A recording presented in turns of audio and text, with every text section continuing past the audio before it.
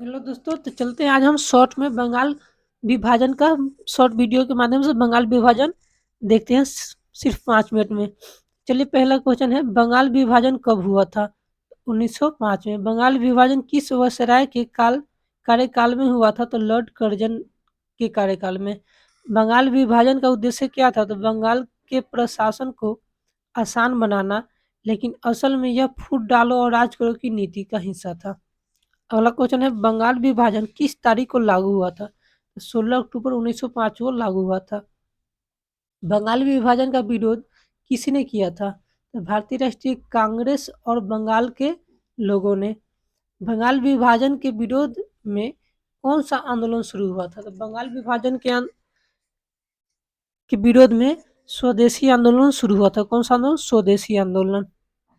अगला है, बंगाल विभाजन के दौरान बंगाल के कितने हिस्से किए गए थे? तो बंगाल के 2 हिस्सा किया गया था, एक पूर्वी और दूसरा पश्चिमी बंगाल किया गया था। बंगाल विभाजन को कब रद्द किया गया था? तो 1911 में बंगाल विभाजन को रद्द किया गया था। बंगाल विभाजन के बाद पूर्वी बंगाल की राजधानी कहाँ बनाई गई थी? तो पूर्वी बंगाल की राजधानी ढाका थी। बंगाल विभाजन की रद्दीकरण की घोषणा ये किस वायसराय ने किया था? लॉर्ड हार्डिंग ने किया था। लॉर्ड हार्डिंग द्वितीय ने किया था, लेकिन आपको बीपीएससी चाहे लॉर्ड हार्डिंग ही लिया जाता है।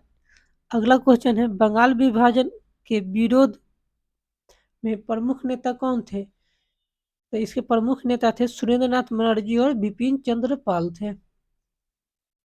आगे देखते हैं, बंगाल विभाजन के दौरान किस देशभक्त ने वंदे मातरम का नारा लोकप्रिय किया था? तो बंकिम चंद्र चट्टोपाध्याय या बंकिम चंद्र चटर्जी जिनको बोलते हैं।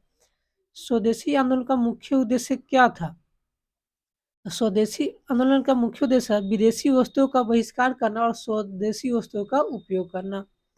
बंगाल विभाजन का विरोध करने के लिए किस पत्रकार प्रकार के उत्सव का आयोजन किया गया था? तो रक्षाबंधन त्योहार मनाया गया था।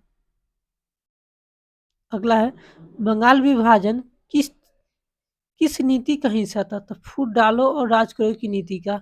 बंगाल विभाजन के विरोध में किस नारे का प्रयोग हुआ था? वंदे मातरम।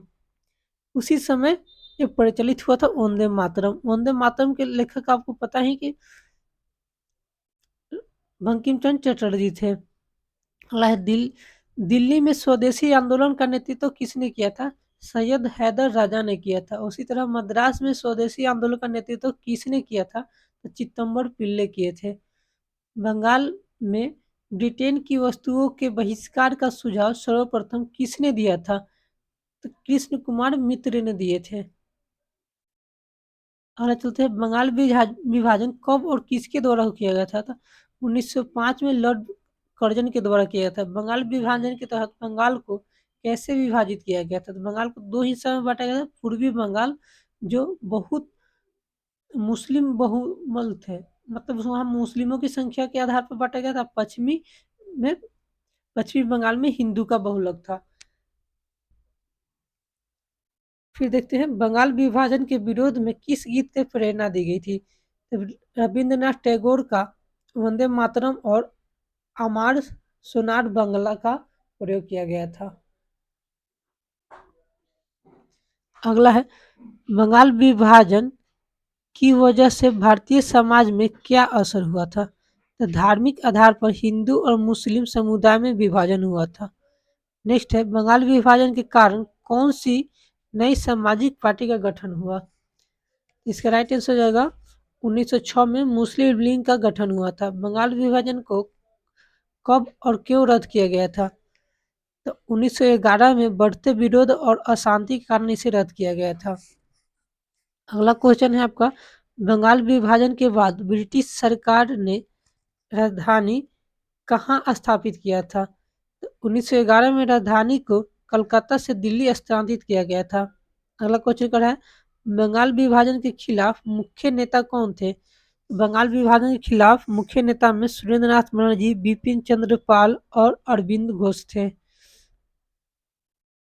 देखते हैं अगला क्वेश्चन करा कि वर्ष 1905 में बांग्ला पत्रिका संजीवनी के संपादक कौन थे?